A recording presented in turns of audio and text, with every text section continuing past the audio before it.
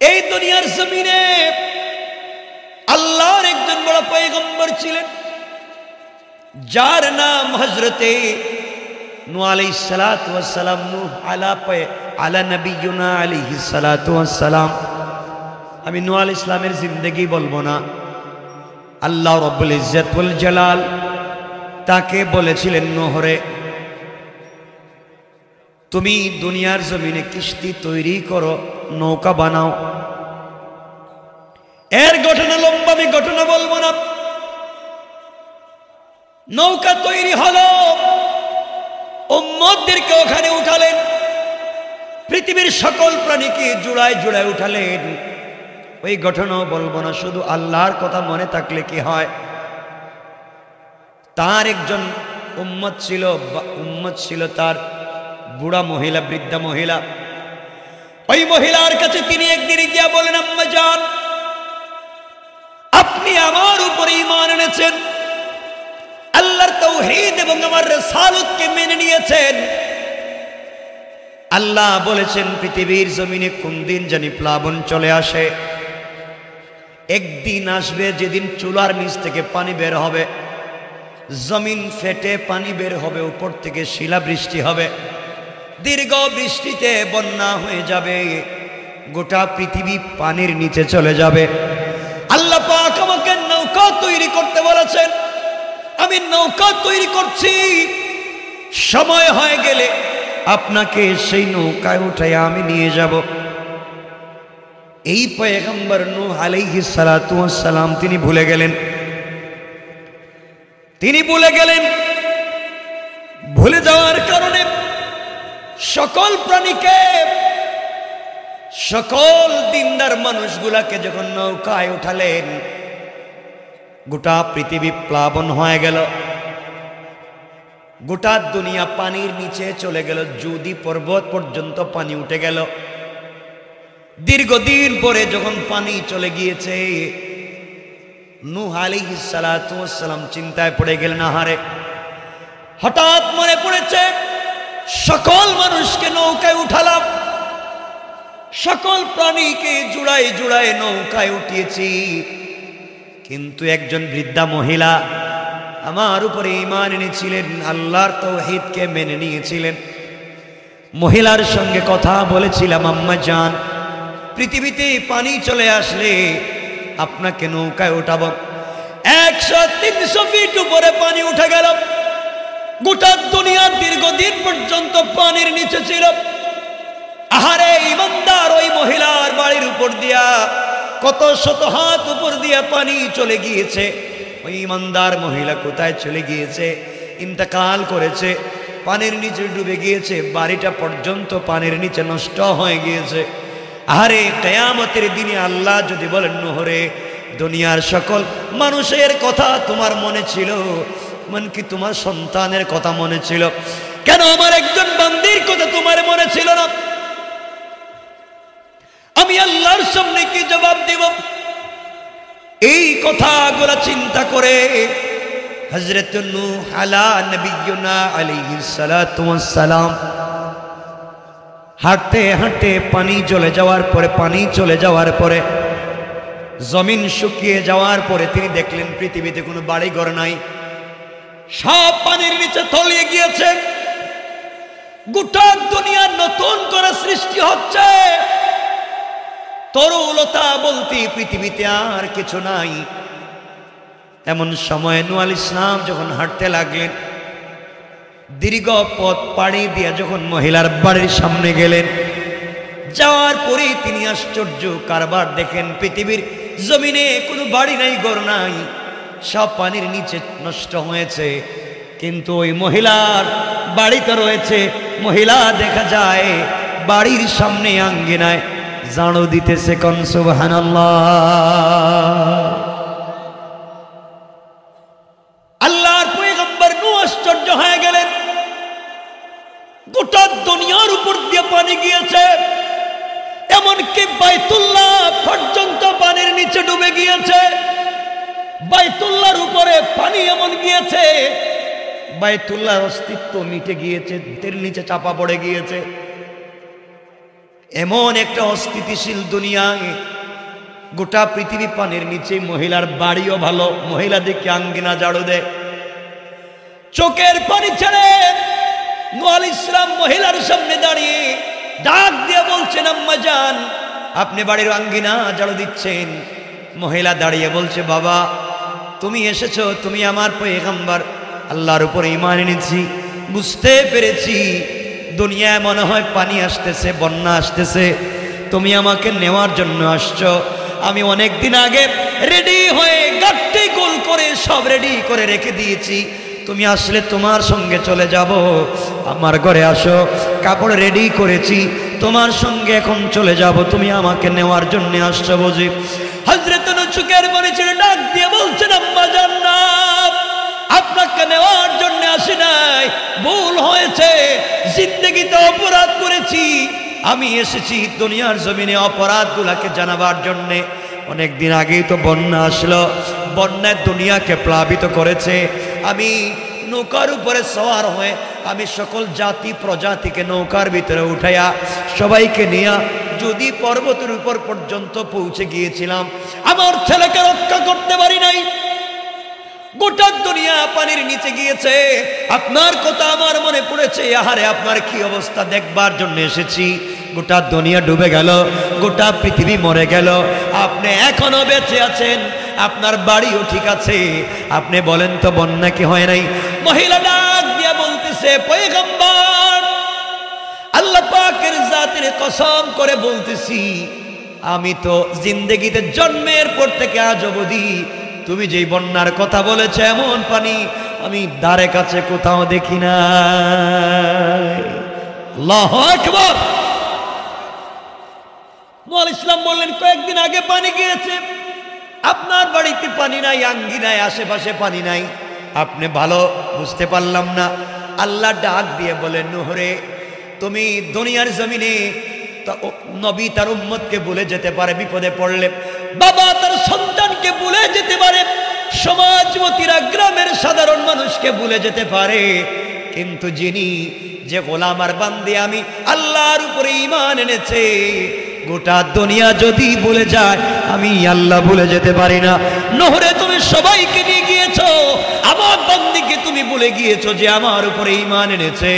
নূহ, তুমি ভুলে যেতে পারো, আমার উপরে ঈমান আনবার কারণে আমি আল্লাহ আমার বান্দীকে ভুলে যেতে পারি না। এই জন্য আমি আল্লাহ গোটা দুনিয়ায় প্লাবন দিয়েছি, বন্যা দিয়েছি, আমার বান্দী কোথায় যাবে?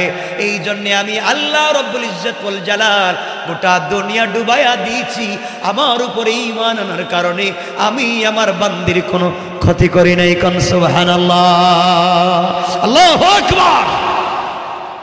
বোঝাতে চাইলাম সেই রবের কথা, রবকে মেনে ফেলি, এই রবকে মানি, কিছু লাগবে না। কষ্ট হচ্ছে না তো আপনাদের? আমার বন্ধুগণ, রবকে মানলে তো বললাম নূহ আলাইহিস সালামের কথা। এখন আপনাদের নবীর একটা কথা 1-2 মিনিটে বলে, এটা আমার বিষয়, ও সংক্ষেপ করে করে বুঝাবো। আমার ফিতনা চাই না, সমাজে শুধু ফিতনা, হিংসা, ঘৃণা ছড়িয়ে দেওয়া হচ্ছে। আমরের বিপরীতে শান্তি আর ভালোবাসা ছড়িয়ে দেব ইনশাল্লাহ। বলেন, আমরা ফিতনা চাই, আমরা ঘৃণা চাই, আমরা বিদ্বেষ চাই, আমরা শান্তি চাই, আমরা ভালোবাসা চাই। কোনো ধর্মে মারামারি চাই না, সাম্প্রদায়িক দাঙ্গা চাই না, গ্রামে গ্রামে ফিতনা চাই না, বাইয়ে বাইয়ে মারামারি চাই না, মুসল্লি মারামারি চাই না। আমি যতই বলি, দেখবেন এক গ্রামে বাবা এক মসজিদে নামাজ পড়ে, বড় ছেলে এক মসজিদে, ছোট ছেলে আরেক মসজিদে। এমন ফিতনার সমাজে আসছি, এক মসজিদে এক পরিবারের মানুষ নামাজ পড়তে পারে না, কে ফিতনার সমাজে আসছে। আমার মুসলমান বন্ধুগণ, মনোযোগ দিয়ে শোনেন, আল্লাহকে যদি আপনি মনে করতে পারেন, আল্লাহকে যদি বিশ্বাস করতে পারেন, আল্লাহর পথে যদি চলতে পারেন, দুনিয়ার জমিনে কোনো বিপদ হবে না, সকল কাজে আল্লাহ আপনাকে সহযোগিতা করবেন। আর কাফের বেঈমানেরা, অন্যায়কারীরা ইসলামকে মুছে দেওয়ার জন্য যত কৌশল করে না কেন, আমার আল্লাহ বলেছেন দুনিয়ার জমিনে কাফের বেঈমানেরা দিনকে মুছে দেওয়ার যত কৌশল করুক না কেন, সকল কৌশল আমি আল্লাহর কাছে বড়ই দুর্বল। কোন সুবহানাল্লাহ। আল্লাহর কাছে সকল কৌশল দুর্বল। আমার আল্লাহ কোরআনে কারীমের ভিতরে বলেছেন, আল্লাহ বলেন ওয়া মাকারু ওয়া মাকারাল্লাহ ওয়াল্লাহু খায়রুল মাকিরিন।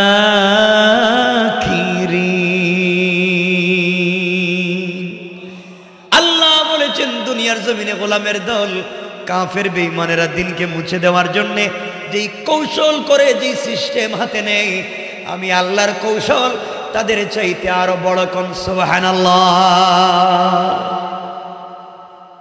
এই কথাটা কেমনে আপনাদেরকে 1 মিনিটে বুঝায়। আপনারা হয়তো ঘটনা জানেন কিন্তু বিষয় জানেন না। রাসূল পাক যেদিন মক্কা থেকে মদিনায় চলে যান, রাত্রেবেলা জিবরিল আমিন আসলেন, এসে বলেন রাসূল উঠেন, ইয়াসরিবে যান, খেজুর বাগানের দিকে যান। তখন মদিনা নাম ছিল না, ইয়াসরিব ছিল। খেজুর বাগানের দিকে আপনি হিজরত করেন।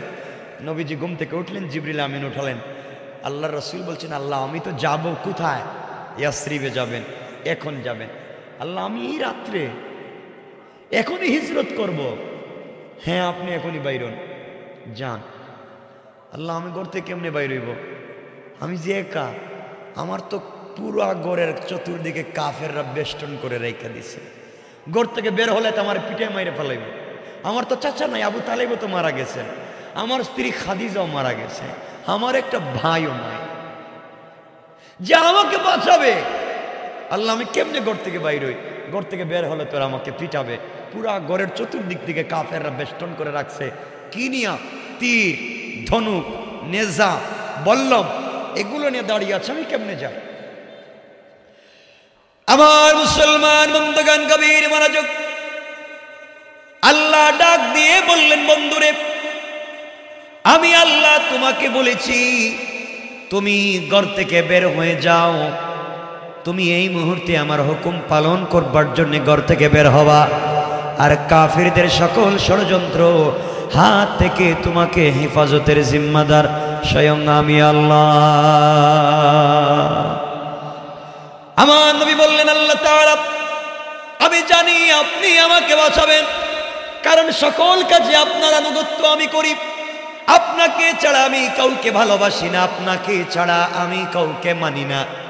আল্লাহ তাআলা আপনি আমাকে বাঁচাবেন জানি, কিন্তু কাফের বেঈমানেরা ঘরের চতুর্দিকে দাঁড়িয়ে আছে। মানুষ সুলভ আচরণ তো ভিতরে বয় আছে, ঘর থেকে বের হলে আমাকে আঘাত করবে। আল্লাহ তাআলা আপনি আমাকে কোন উপকরণ দেন, যে উপকরণের মাধ্যমে কাফিরদের থেকে নিজেকে বাঁচাবো। আল্লাহ বললেন, বন্ধুরে তাই যদি মনে করো তাহলে তুমি কিছু কঙ্কর হাতে নাও, কিছু বালি হাতে নাও, কিছু পাথর হাতে নাও। পাথরগুলা হাতের মধ্যে নিয়ে ঘরের দরজা খুলে কোরআন থেকে কিছু তিলাওয়াত করে কঙ্কর পাথরের মধ্যে ফু দিয়া পাথরগুলা কাফেরদের উপরে নিক্ষেপ করবা। কাফেরদের উপরে পাথরগুলা নিক্ষেপ করে দিবা। এর মাধ্যমে আমি আল্লাহ তোমাকে হেফাজত করে দেব। কোন সুবহানাল্লাহ। আমার নবী বললেন, আল্লাহ তাআলা কি বলেন আপনি? নিক্ষেপ করলে তো একদিকে যায়, আমি হাতের মধ্যে পাথর নিয়ে যদি নিক্ষেপ করি, নিক্ষেপ যেদিকে করব ওদিকে যাবে। কাফেররা তো চতুর্দিকে, একদিকে মারলে অন্য দিকের কাফেররা আমাকে আঘাত করবে। আয় আল্লাহ তাআলা কেমনে আমি যাই? আপনি বলছেন নিক্ষেপ করতে, আমি তো একদিকে মারবো, চতুর্দিকে তো একসাথে মারতে পারবো না।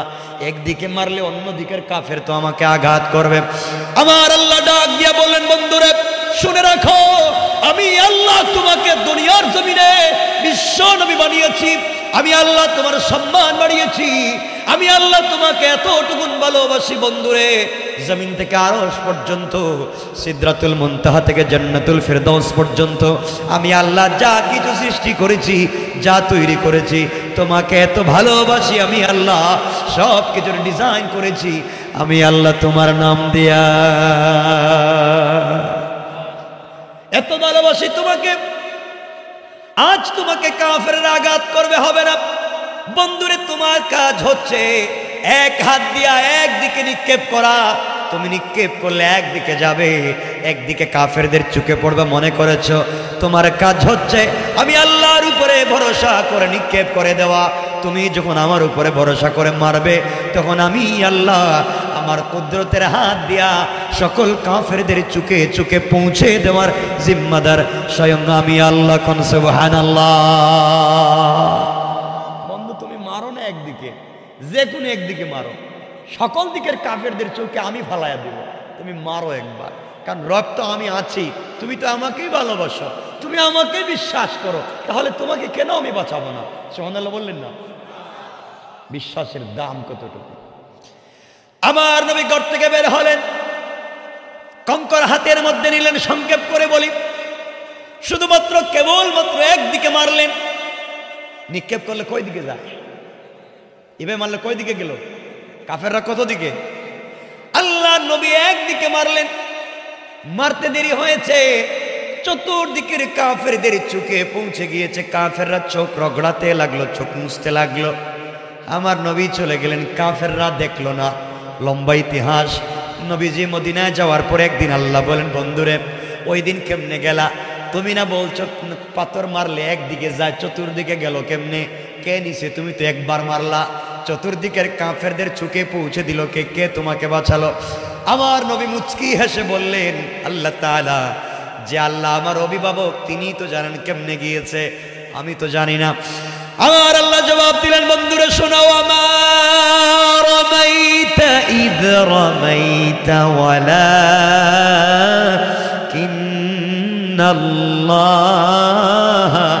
রামা। বন্ধুরে তুমি তো একদিকে নিক্ষেপ করেছো, নিক্ষেপ করার সঙ্গে সঙ্গে হাত তোমার থাকে নাই, ওটা আমি আল্লাহর কুদরতের হাত হয়ে গিয়েছে। আর আমি আল্লাহ আমার হাত দিয়া সকল কাফেরদের চোখে চোখে পৌঁছে দিয়েছি। কোন সুবহানাল্লাহ, আল্লাহু আকবার। এই রব এখন নাই না? নাই মনে হয়। বিশ্বাস হয়? কথা বলেন, বিশ্বাস হয়? আমাদের জীবনে আর কোনো টেনশন আছে? আছে? রবকে একটু স্মরণ করেন না কেন? রবকে স্মরণ করেন, জিন্দগিতে কিছুই লাগবে না। কিসের ভয় আপনার? কি সমস্যা দুনিয়ায়? রব বলেছেন, গোলাম তুই কি করেছিস জীবনে? হয়তো গুনাহ, ফ্যান্সি ডিল খাইছিস, ইয়াবা, মদ, জুয়া খেলছস, জিনা করছস, নামাজ পড়ছ না, এই তো গুনাহ করেছিস। কি হয়েছে? রব তো আমি এখনো আছি। একটাবার গভীর রাত্রে সেজদায় পড়ে আমাকে সুবহান বলে ডাক দে। আমি আল্লাহ তো আরশে আজিমে থাকি, তুই জমিনে সেজদা দিবে, আমি আল্লাহ আরশে আজিমে থাকবো না, সাথে সাথে তোর নামাজের জায়গায় হাজির হয়ে যাব। হাজির কথা দিলাম, বলো দেশ না একটা সেজদা। আমার বন্ধুগণ শুনেন, আপনারাও রাত্রে ঘুমান না। কি করেন রাত্রে? মুরব্বী যারা আছেন, এমন কিছু মুরব্বী আছে রাত্রে শুধু সলা পরামর্শ করে, কার সাথে করে শয়তানি করবে। কার জোয়ান যারা আছে এরা চিন্তা করে কার সাথে সকালবেলা প্রেম করবে। ঠিক বললাম না? এটা ঠিক হইল তুমি? এগুলো তো খারাপ কাজ, এগুলো তো অন্যায় কাজ। আজ যুবকেরা শোনো, তুমিও প্রেম করো। তুমি যার সাথে প্রেম করেছো, তোমার প্রেমিকা, তোমার গার্লফ্রেন্ড, বুকা তুমি, তোমার প্রেমিকা, তার চামড়া স্টাইলিস্ট, তার চামড়া বিউটিফুল, তার চেহারা এক্সট্রা অর্ডিনারি করা, তার বয়স শুনলে পাগল হয়ে যাও। আরে বুকা, দুনিয়ায় যত সুন্দর মেয়ে হোক না কেন, যার প্রেমে পড়ে মা বাবার সঙ্গে খারাপ ব্যবহার করেছ, ফেন্সিডির ইয়াবা শুরু করেছ, পড়ালেখা বাদ দিয়েছ, নষ্টামি করা চুল রাখা শুরু করেছ, মুরব্বীদেরকে সম্মান দেওয়া বাদ দিয়েছ, ও বুকা রাত্রবেলা ঘুমানো বাদ দিয়ে মেয়ের সঙ্গে কথা বলা শুরু করেছ। এই মেয়ে যদি আজকে রাত্রে বইরা যায়, 72 ঘন্টার ভিতরে তার চামড়া থেকে বের হবে পুকা। কথা বলেন, পুকা পুকা, এই সুন্দর চামড়া থাকবে না। যুবক, তুমি যার সাথে প্রেম করেছ, যার সাথে প্রেম করে সব বাদ দিয়েছ, 30 বছর বিদেশে থেকে সব টাকাই মেয়ের পিছনে খরচ করেছ, ও বুকা, ওই মেয়ে যদি ঘুম থেকে উঠে তোমার চাইতে সুন্দর, তোমার চাইতে স্মার্ট, তোমার চাইতে টাকাওয়ালা আরেকটা যুবককে পায়, তোমাকে ভুলে যেতে 1 মিনিটও লাগবে না। 1 মিনিট। আমি খুব ভুল ওয়াজ করতেছি, ভালো লোক আছে, তুমি ভুল জায়গায় প্রেম করছো। সারা রাত প্রেম করে ঘুমাও না, কথা বলো টেলিফোনে, বুকা, এই সময়টা নষ্ট করতেছ। আর প্রেম তো করেছিলেন আল্লাহ আমার রসুলের সঙ্গে। আবার আল্লাহ আমার রসুলকে মাঝে মাঝে ডাক দিয়ে বলতেন, ইয়া আইয়ুহাল মুদাসসির, ইয়া আইয়ুহাল মুজাম্মিল, কুম ফানজির, ওয়া রাব্বাকা ফাকাব্বির, ওয়া সিয়াবাকা ফাতাহহির। ও চাদরওয়ালা চাদর খোলো, কম্বলওয়ালা কম্বলের নিচ থেকে বের হও। তুমি খাদিজার নিচে, তুমি খাদিজার সাথে কম্বলের নিচে। আল্লাহু আরশ ইস্তাওয়া, আমি আরশে আজিমে একা একা ভালো লাগে না বন্ধু, তোমাকে ছাড়া আমি কার সাথে কথা বলবো? তুমি কম্বলের নিচ থেকে বের হও, একটা বার সিজদায় পড়ো, লা তাখুযুহু সিনাতুম ওয়ালা নাওম। আমি আল্লাহ তোমার সঙ্গে কথা বলার জন্য একটা রাত্রে ঘুমাই না, একটা বার সিজদায় পড়ো, আরশে আজিমে থাকবো না, তোমার ঘরের দরজায় হাজির হয়ে যাব। আল্লাহ, রব তো তার নাম, রব তার নাম। মুসা পয়গম্বর কালিমুল্লাহ কথা বলতেন রবের সঙ্গে। মুসা একদিন গেছেন তুর পাহাড়ে।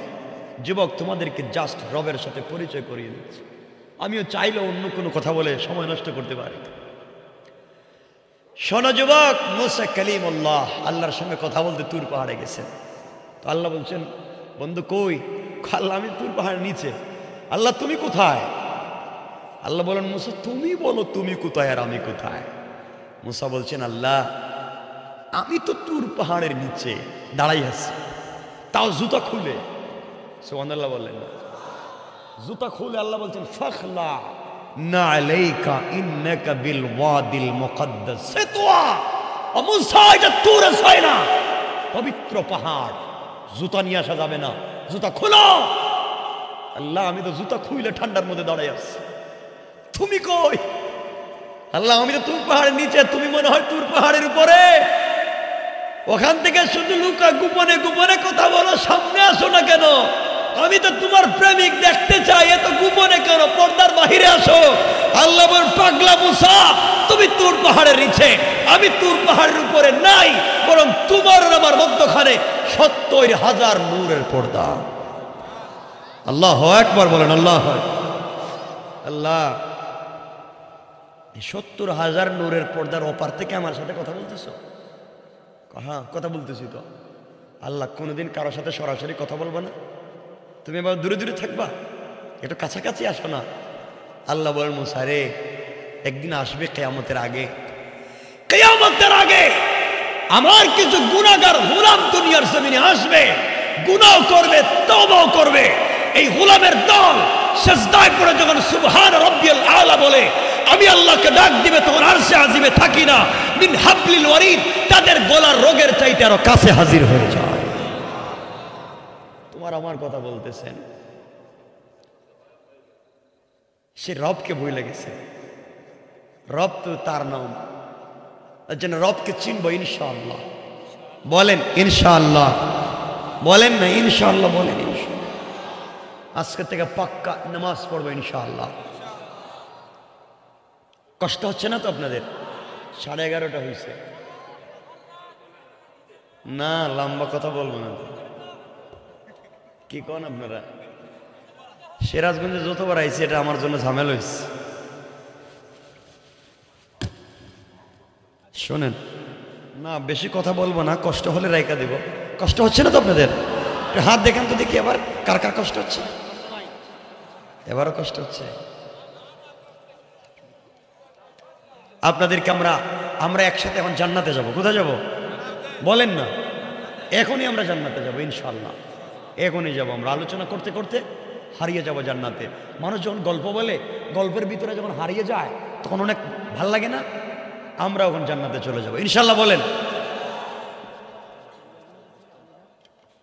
আমার মুসলমান বন্ধুগণ, মনোযোগ দিয়ে শুনেন কি বলতে চাই। আমার ভাইরা, আল্লাহকে চিনেন, আল্লাহ কোন জিনিস বুঝেন, জীবনে কিচ্ছু লাগবে না। কার জন্য এত কষ্ট করতেছেন? কিয়ামতের দিন বুঝবেন সব ভুয়া, সব ভুয়া। আমার মুসলমান বন্ধুগণ, গভীর মনোযোগ।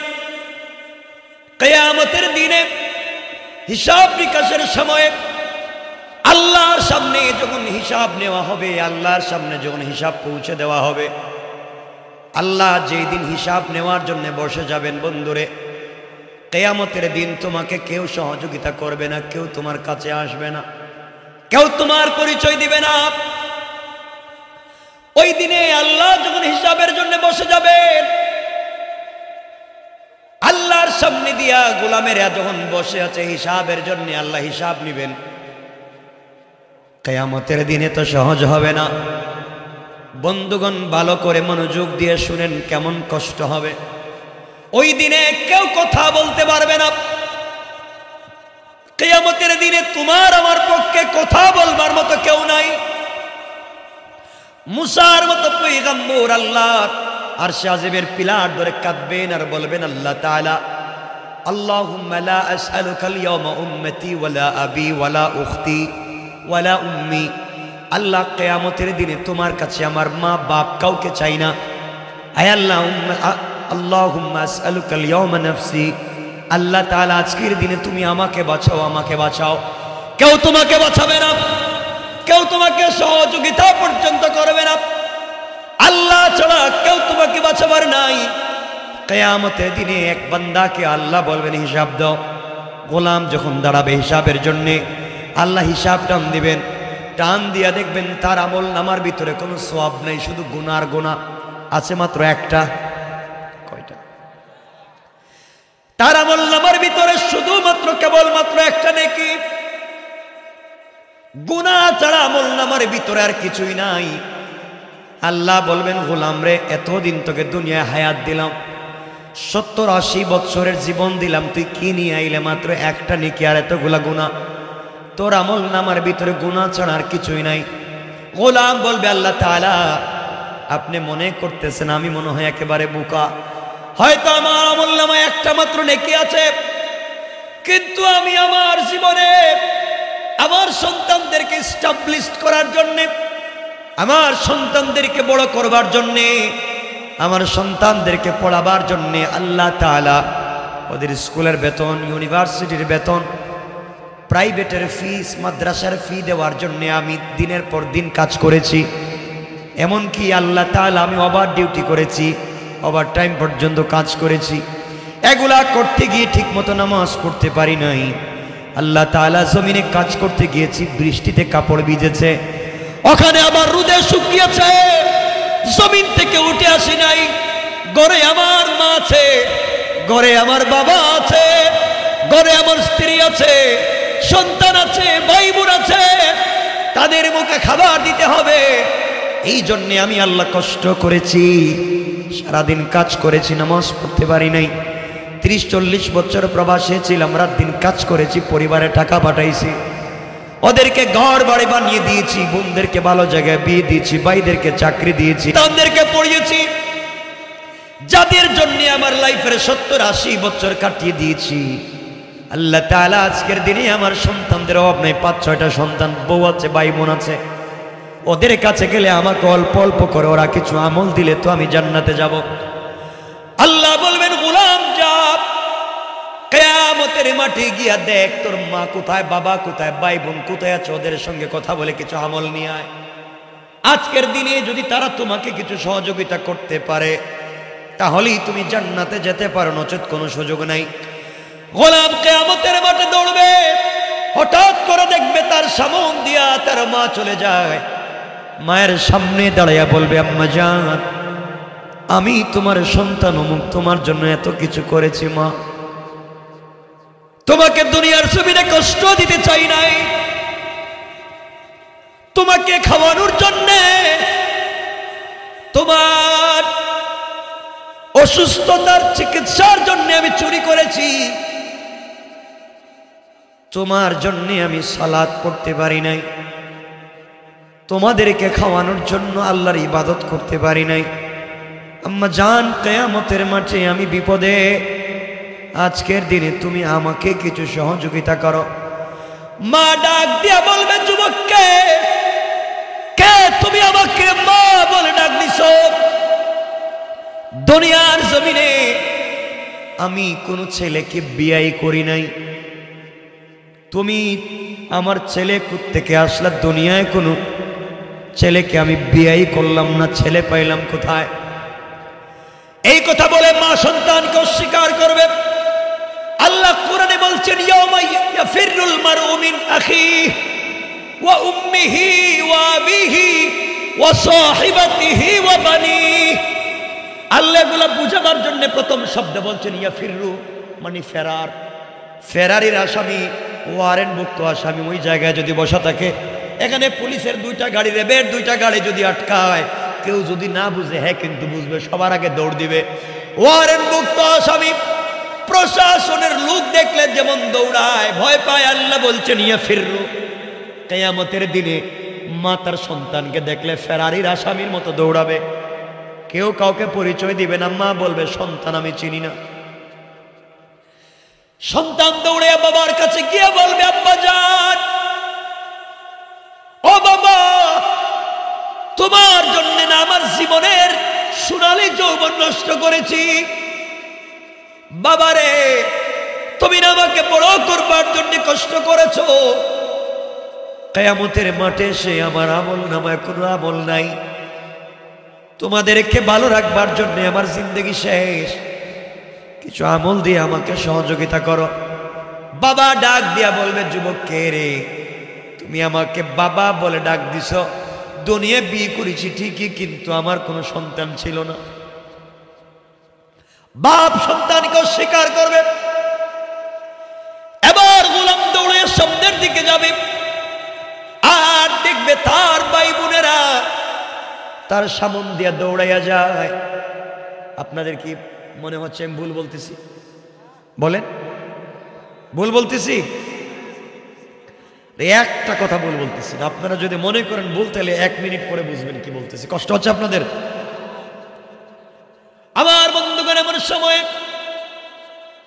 ভাই বোনদের কাছে গিয়ে বলবো, ও ভাই, আমি তোমাদের বড় ভাই, তোমরা আমার ছোট ভাই বোন। তোমাদেরকে মানুষ করার জন্য, স্কুল কলেজে পড়াবার জন্য বাইরে মোর জীবন তো শেষ করে দিয়েছি। তোমাদের জীবন গড়বার জন্য আমার লাইফ শেষ করলাম। কিয়ামতের মাঠে সে আটকা পড়েছে, আমাকে কিছু আমল দাও। ওরা ডাক দিয়া বলবে, কে তুমি? দুনিয়ার জমিনে তোমার চেহারার মতো আমাদের কোনো ভাই ছিল না। এই বলে ভাই ভাইকে অস্বীকার করবে, বোন ভাইকে অস্বীকার করবে। স্ত্রীর কাছে যাবে, স্ত্রীর কাছে গিয়ে বলবে, শোনো, তোমার অর্নামেন্টস জুয়েলারির জন্য আমি কষ্ট করেছি। তুমি যেভাবে বলছো সেভাবে ঘর সাজিয়ে দিয়েছি। তুমি যেভাবে বলেছো ওইভাবে লাইফ কাটাবার কথা বলেছি। তোমার জন্য জীবনে কিছুই করতে পারি নাই আমি। আজকের দিনে আমি বিপদে, তুমি আমাকে কিছু সহযোগিতা করো। স্ত্রী ডাক দিয়া বলবে, কে যুবক? তুমি আমাকে স্বামীর পরিচয় দিচ্ছ। দুনিয়ার জমিনে আমি কোন ছেলেকে বিয়ে করলাম না, তুমি স্বামী আসলা কোত্থেকে? এই কথা বলে স্ত্রী তার স্বামীকে অস্বীকার করবে। আপনি দৌড়ে সন্তানের কাছে যাবেন, আমি দৌড়ে সন্তানের কাছে যাব।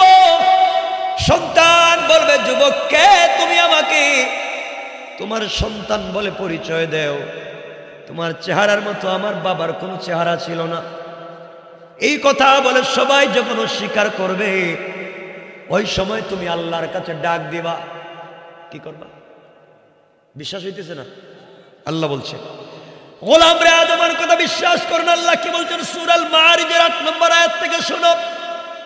আল্লাহ বলছেন, ওই দিন গোলাম বুঝতে পারবা আমার কথা মিথ্যা না সত্য। আল্লাহ বলছেন, ইয়াউমা তাকুনুস সামাউ কালমুহুল, যেই দিন আকাশ সমূহ তামার মতো গলে গলে ফুটা ফুটা হয়ে পড়বে। গলিত তামার মতো ফুটা ফুটা হয়ে আসমান পড়ে যাবে। আল্লাহর পরে বললেন, ওয়া তাকুনুল জিবালু কালঈহিন, যেই দিন পর্বত সমূহ রঙিন তুলার মতো উড়ে যাবে, সুতার মতো উড়ে যাবে।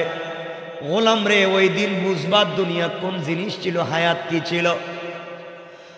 গোলাম, আজ কথা বিশ্বাস হয় না। আল্লাহর পরে বলছেন, ওয়ালা ইয়াসআলু হামিমুন হামিমা।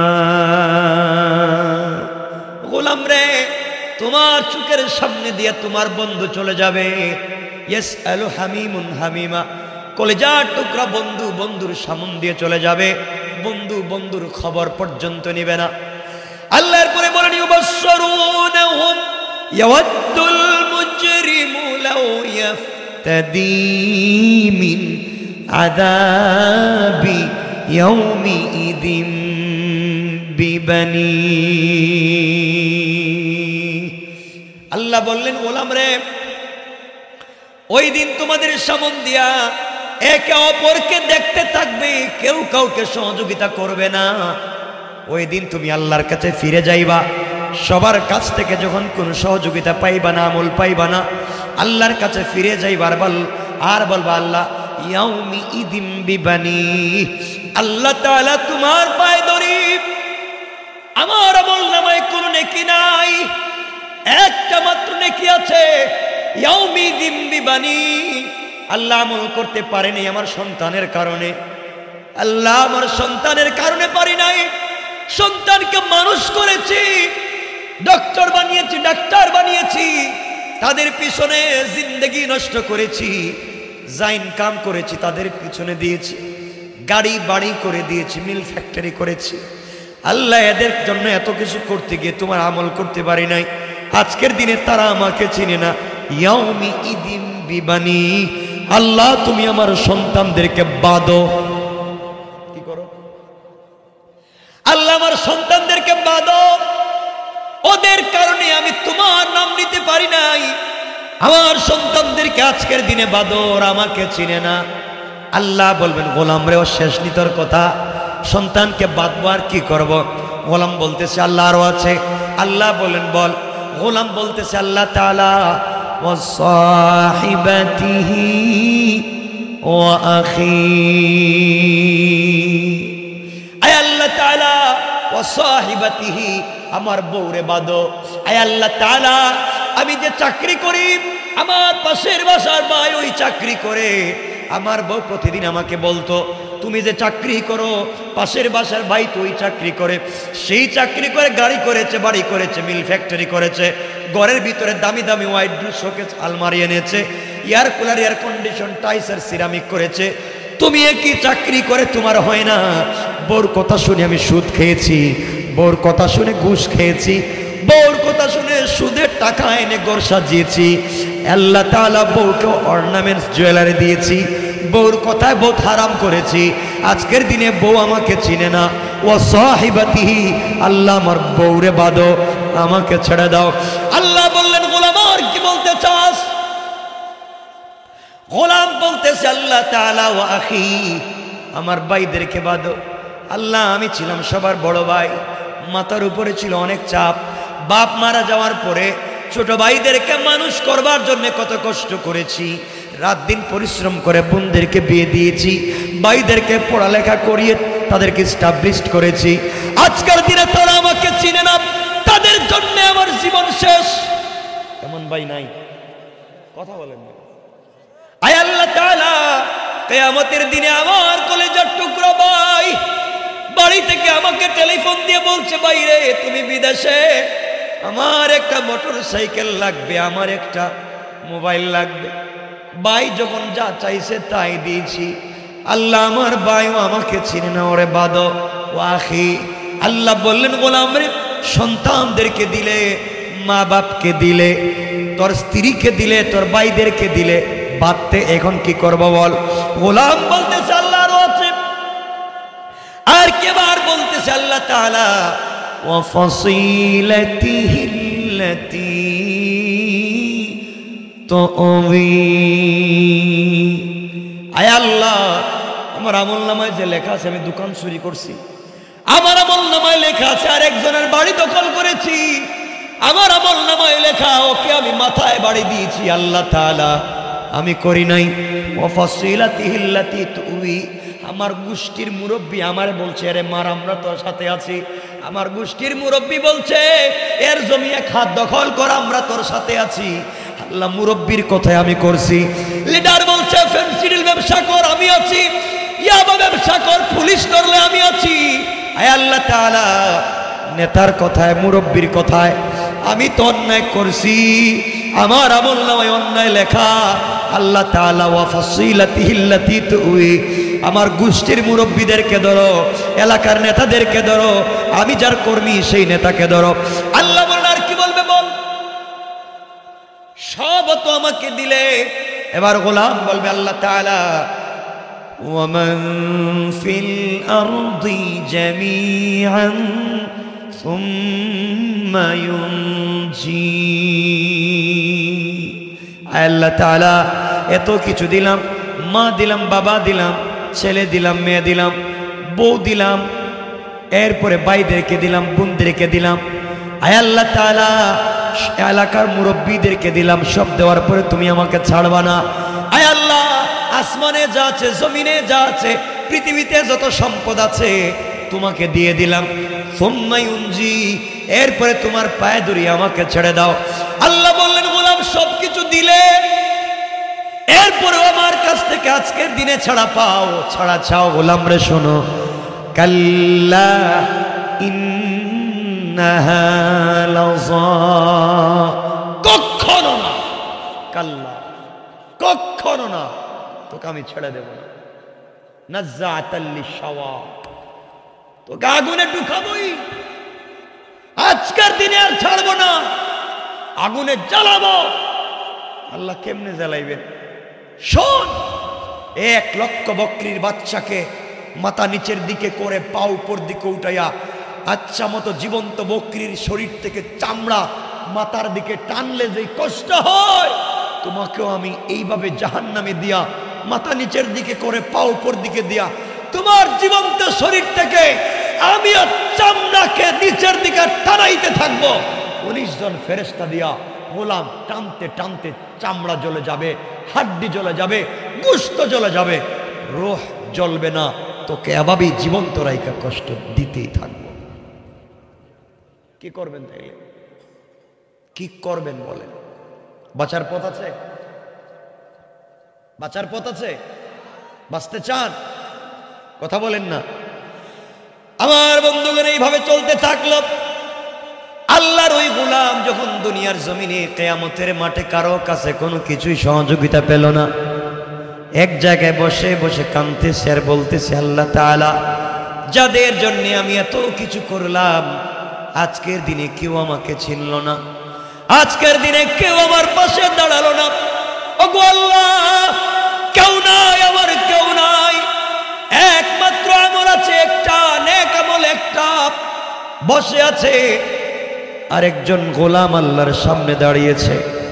আল্লাহ আমল নামা হিসাব করে দেখেন, তার আমল নামায় নেকি আছে পূর্ণাঙ্গ, গুনাহ আর নেকি সমান সমান।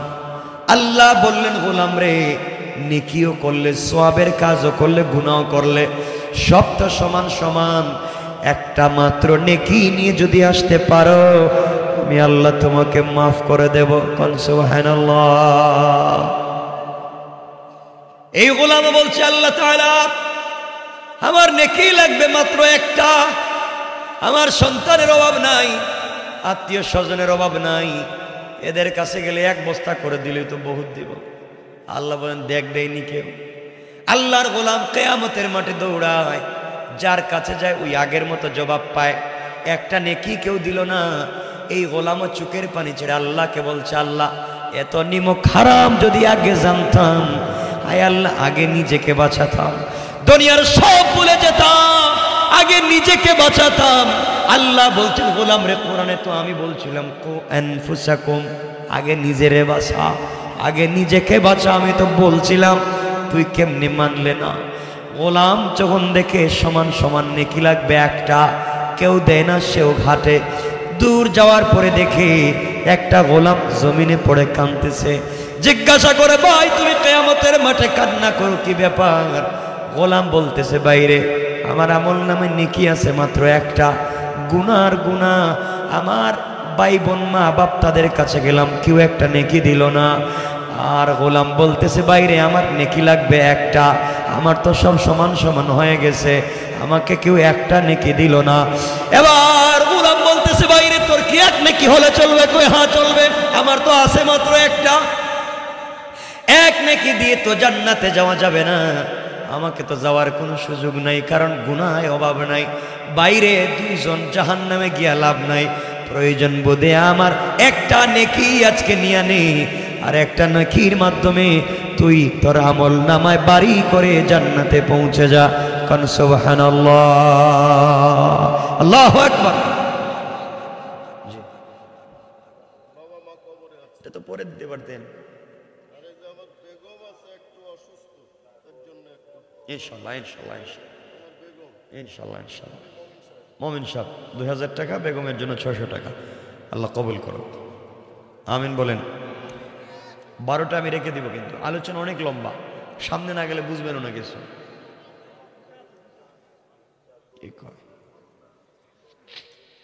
আমার বন্ধুগণ, এই গোলাম বলছে ভাই আমার তো আছে মাত্র একটা, তোমার লাগবে একটা।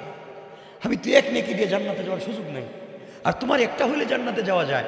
যা, দুনিয়ায় তো বহুত মানুষরে খাওয়াইলাম, আত্মীয় স্বজনকে খাওয়াইলাম, কেউ আজকে আমারে চিনল না।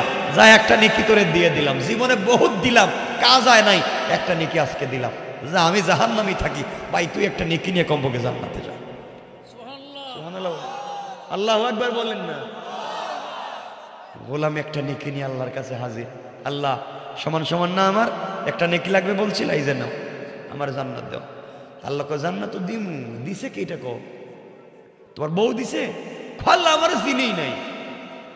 ভাই দিছে? আমার আশেপাশেও আসে নাই। কে দিল? বাচ্চা, বউ বাচ্চা, বাচ্চা দিছে, বাপ দিছে?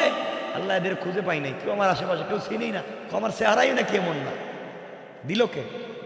আল্লাহ কিয়ামতের মাঠে দিকে এক বেচারা কাঁদতেছে, আমল নামায় আছে মাত্র একটা, খালি গুনার গুনাহ। ও আমারে বলছে জীবনে বহুত মানুষের দান খয়রাত করছে, আজকে কোনো কাজ হয় নাই, বহুত সহযোগিতা কাজ আসে নাই। ও বলছে তার জীবনে আর কি করবো, একটা নেকি আছে, ওটা আমারে দিয়ে দিছে।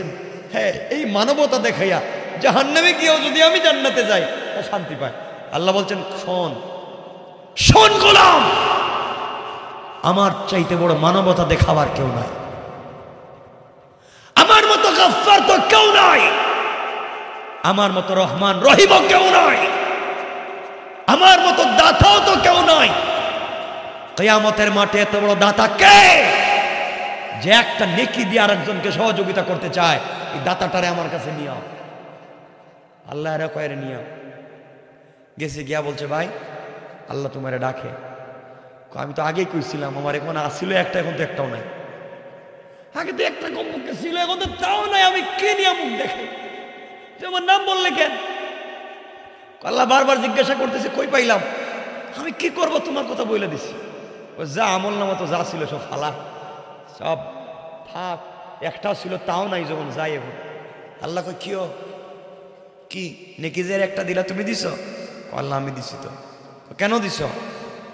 আল্লাহ চিন্তা করলাম আমার আর কিচ্ছু নেই, কেউ আমার চিনে না, যাদের জন্য এত কষ্ট করলাম কেউ আমার আজকে চিনল না, তে আমি এক নেকি দিয়ে আমি কি করবো? হয়েও তো জাহান্নামে যাওয়া লাগবে, তাহলে একটা নিয়ে জাহান্নামে গেলাম কি? খালি খালি যাই।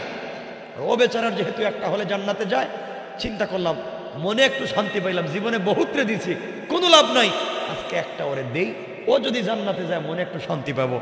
আল্লাহ ডাক দিয়ে বলছেন গোলাম আমার চাইতে দাতা বড় কেউ নাই, কিয়ামতের মাঠে কেউ কাউকে চিনল না। এই সময় তুমি একটা নেকি তাকে দিয়া যে মানবতা দেখিয়েছো, আমি আল্লাহ তোমার উপরে খুশি হয়ে গেলাম, তোমাকে মাফ করে দিলাম, তোমার কোনো আমল নামা লাগবে না, যাও আমার তৈরি 10টা জান্নাত তোমার জন্য ওয়াজিব করে দিলাম। আল্লাহু আকবার বলেন, আল্লাহু আকবার। আল্লাহ কি কোন আপনি আমারে, এতক্ষণে একটা ছিল তাও যাইতে দিলেন না, আর এখন একটাও নাই, এখন আমার জান্নাতে যাইতে বলতেছেন। আল্লাহ বলেন এতক্ষণ তোমার আমলের জুড়ে যাইতে চাইছিলা, ওটার সুযোগ নাই, আর এখন আমি আল্লাহ দিচ্ছি শুধু আমার দয়ার কারণে, দয়া। সুতরাং আমরা আল্লাহর দয়া চাই, চাই কি চাই না? সবাই বলেন চাই কি চাই না? চুকের পানি ছেড়ে কাঁদো, এই চুকের পানির বহুত দাম। আমার বন্ধুগণ শোনো, কিয়ামতের দিনে চুকের পানির কেমন দাম। কিয়ামতের দিনে সর্বপ্রথম যে মানুষটা কবর থেকে উঠবে তার নাম আমার নবী, আপনার নবী বিশ্ব নবী সাল্লাল্লাহু আলাইহি ওয়াসাল্লামকে যেদিন প্রথম উঠানো হবে, জিবরিল আমিনকে আল্লাহ বলবেন যাও আমার নবীকে উঠাও। বিশ্ব নবী উঠবেন, বাঁকা কাঁদতে থাকবেন। জিবরিল আমিন বলবেন পয়গম্বরে আরবি আপনি কাঁদেন কেন? আমার নবী বলবেন জিবরাইল রে, আমাকে তুলতে মনে হয় দেরি করে ফেলেছ, আমাকে তো দেরি করলে কেন? বলো আমার উম্মত কোথায়? আমাকে তুমি তুলিয়েছ, আমার উম্মত কোথায় বলো? জিবরিল আমিন বলবেন ইয়া রাসূলুল্লাহি, আপনাকে উঠানো হয়েছে, এখন পর্যন্ত পৃথিবীর কাউকে উঠানো হয় নাই। আল্লাহ আপনার জন্য জান্নাতি পোশাক দিয়েছেন, আপনার জন্য জান্নাতি চেয়ার দিয়েছেন, আপনি চেয়ারে বসেন। আমার নবী বলবেন জিবরাইল, আমি যদি চেয়ারে বসে থাকি কিয়ামতের মাঠে আমার গুনাহগার উম্মত না জানি কোন জায়গায় আটকা পড়ে যায়। মিজানে যদি আটকা পড়ে যায় কে দেখবে? পুলসেরাতে আটকা পড়ে গেলে কে দেখবে? কোন জায়গায় আটকা পড়ে যাবে কে দেখবে?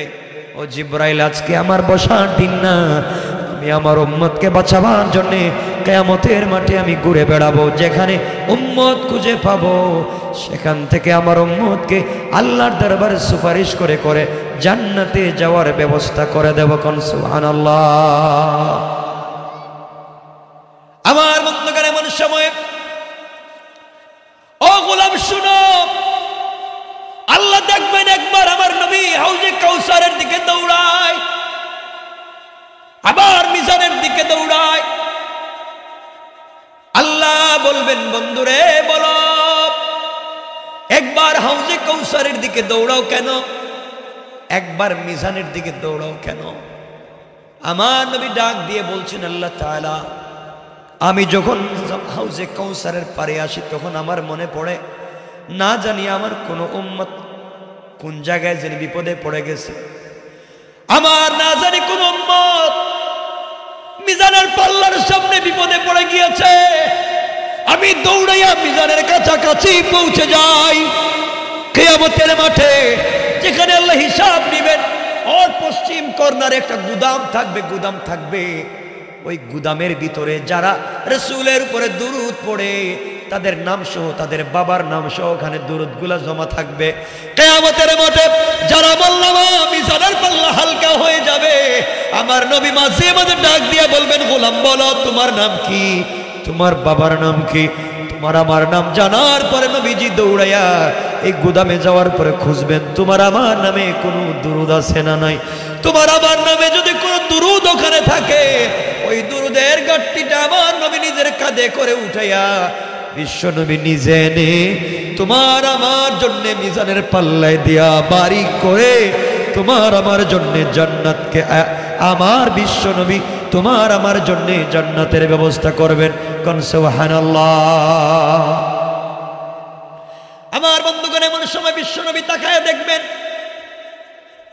কিয়ামতের মাঠে জাহান্নাম দ্রুত গতিতে আসতেছে। 70,000 ফেরেশতা 70,000 শিকল দিয়ে জাহান্নামকে টান দিয়া ধরছে। এরপরেও জাহান্নামটা এমন ভাবে আসতেছে যেন সবাইকে খেয়ে ফেলবে। এমন সময় আমার নবী সিজদায় পড়ে ডাক দিয়া বলবেন আল্লাহ। কিয়ামতের মাঠে জাহান্নাম যেইভাবে আসতেছে, না জানি কোন সময় জানি আমার সবগুলো উম্মতকে খেয়ে ফেলে। আয় আল্লাহ, জাহান্নাম থেকে কোন উম্মতকে বাঁচানো যাবে না। আল্লাহ বলবেন বন্ধুরে চোখের পানি মুছে দেন, আর আপনি এভাবে কাঁদবেন না। জিবরিল আমিনকে বলবেন জিবরাইল এই জিনিসটা আমার রাসূলের হাতে দাও। জিবরিল আমিন বিশ্ব নবীর হাতে একটা পুতলা দিবেন, ছোট একটা পুতলা। আমার নবী বলবেন আল্লাহ তাআলা এই ছোট্ট পুতলা দিয়ে আমি কি করব? আগে তোমার জাহান্নামকে সামলাও। আল্লাহ বলবেন বন্ধুরে এই পুতলা তুমি খুলে দেখো কি আছে। বিশ্ব নবী খুলে দেখবেন অল্প কিছু পানি। আল্লাহ বলবেন বন্ধুরে এই পানিটুকুন জাহান্নামের দিকে ছিটা দিয়ে নিক্ষেপ করে দাও। বিশ্ব নবী বলবেন আল্লাহ 70,000 ফেরেশতা 70,000 শিকল দিয়া ধরছে, এরপরও ধরে রাখা যায় না। আপনি বলছেন অল্প পানি ছিটা দিলে কি হবে? আমার আল্লাহ বললেন, বন্ধুরে ছিটা দিয়ে দেখো কি হয়। বিশ্বনবী অল্প পানি জাহান্নামের দিকে নিক্ষেপ করলেন। নিক্ষেপ করতে দেরি হয়েছে, জাহান্নাম দ্রুত গতিতে রকেটের মতো পিছন দিকে যাইতে দেরি হয় না। এবার আমার নবী বলছেন, আল্লাহ তাআলা এটা কিসের পানি আপনি দিয়েছেন? জমজমের পানি নাকি হাউজে কাউসারের পানি নাকি জান্নাতের কোন নহরের পানি? আল্লাহ বললেন, ওগো পয়গম্বরে আরবি, না, দুনিয়ার জমজমের পানি না, হাউজে কাউসারের পানি না, জান্নাতের নহরের কোনো পানি না। এটা হলো তোমার গুনাহগার উম্মতেরা গভীর রজনীতে যারা তাহাজ্জুদের সিজদায় পড়ে চোখের পানি ছেড়ে দিয়েছিল, আমি আল্লাহ তাদের চোখের পানিগুলাকে সংরক্ষণ করে রেখে দিয়েছি। তাদের পানির, চোখের পানির এত পাওয়ার, এক ফোঁটা ছিটা দেওয়ার কারণে জাহান্নাম পিছন দিকে যেতে বাধ্য হয়েছে। পয়গম্বরে আরবি, আপনার যে উম্মত দুনিয়ার জমিনে তাহাজ্জুদওয়ালা হবে, তাহাজ্জুদের সালাত পড়বে, চোখের পানি ছেড়ে কাঁদবে, আমি আল্লাহ কথা দিলাম কিয়ামতের দিনে তাকে বিনা হিসাবে জান্নাতের ফয়সালা করে দিলাম। কোন সুবহানাল্লাহ, আল্লাহু আকবার বলেন, আল্লাহু আকবার। এজন্য জান্নাতে যাওয়ার সহজ পথ আল্লাহর আনুগত্য করা, আল্লাহকে চিনা, রাসূলের উপরে বিশ্বাস রেখে দুরূদ পড়া। পারবো তো ইনশাআল্লাহ? সবাই বলেন ইনশাআল্লাহ। 12টার উপরে আমাকে 8টায় দিলেও 12টা করতাম না, না এগুলো আর লম্বা করবো। আরে শুনেন না, একজন উঠবেন না, এখন বসে রয়েছেন, মাশাআল্লাহ ভালো। আমি কথা আর লম্বা করবো না, বিষয় অনেক লম্বা। এর মাত্র কিয়ামতের মাঠে আমরা আছি, আরো তো অনেক বিষয় বাকি।